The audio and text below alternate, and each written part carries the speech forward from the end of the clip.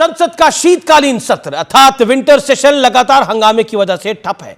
George Soros और गौतम अडानी के नाम पर सरकार और विपक्ष में ठनी हुई है।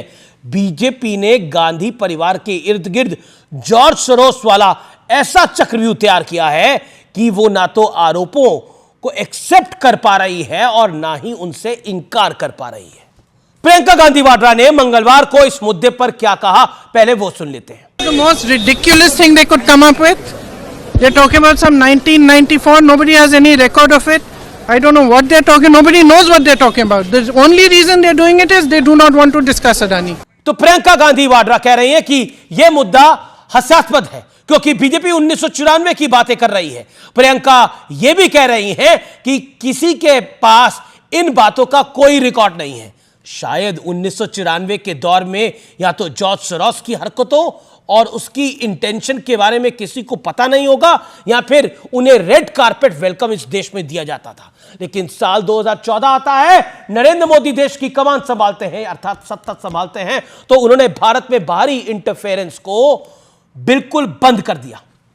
और शायद यही बात जॉर्ज सोरोस जैसे ताकतवर लोगों को पसंद नहीं आई और इसीलिए वो मोदी को हराना और हटाना चाहते हैं। लेकिन मोदी के लिए कंट्री फर्स्ट पॉलिसी की वजह से सोरोस जैसे लोगों के मंसूबों पर ब्रेक लगा हुआ है और शायद इसी के बाद जॉर्ज सोरोस की भारत विरोधी प्लानिंग शुरू होती है, यानी भारत के खिलाफ काम कर रहे हैं जॉर्ज सोरोस। ऐसे लोगों की नरेंद्र मोदी से ईर्ष्या उनकी बातों से झलकती है। जरा सुनिए जॉर्ज सोरोस को, अंग्रेजी में कह रहे हैं, फिर मैं इसके हिंदी में अनुवाद करूंगा। Modi is silent on the subject, but he will have to answer questions from foreign investors and in Parliament.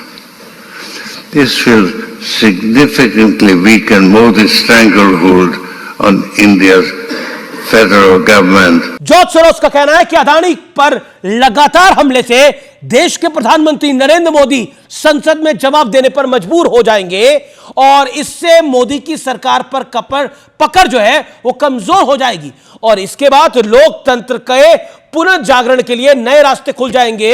यानी अदानी का मुद्दा उठाकर मोदी को परेशान करना और देश को नीचे करना, यह सोरोस का प्लान था। यह बयान आपने खुद सुना। अब आजकल जो संसद में हो रहा है उस पर ध्यान दीजिए। सोरोस क्या कह रहे थे और भारत की संसद में क्या हो रहा है। राहुल गांधी क्या कह रहे हैं और सोरोस क्या कह रहे थे।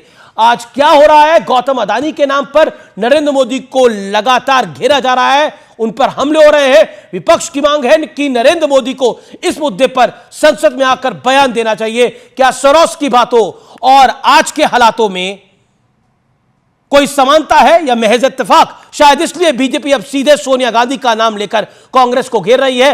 प्रियंका गांधी भले ही कहे कि आज के जमाने में बीजेपी 1994 की बातें कर रही है, लेकिन क्या कांग्रेस इस बात का खंडन कर पाएगी कि सोनिया गांधी आज उस संस्था के साथ उनका कोई संबंध है जिसे जॉर्ज सोरोस से फंडिंग मिलती है? कांग्रेस ने मंगलवार को एक प्रेस कॉन्फ्रेंस भी की और इस दौरान कांग्रेस ने कई दावे किए जिसके जरिए जॉर्ज सोरोस का संबंध उल्टे बीजेपी से के साथ बताया गया।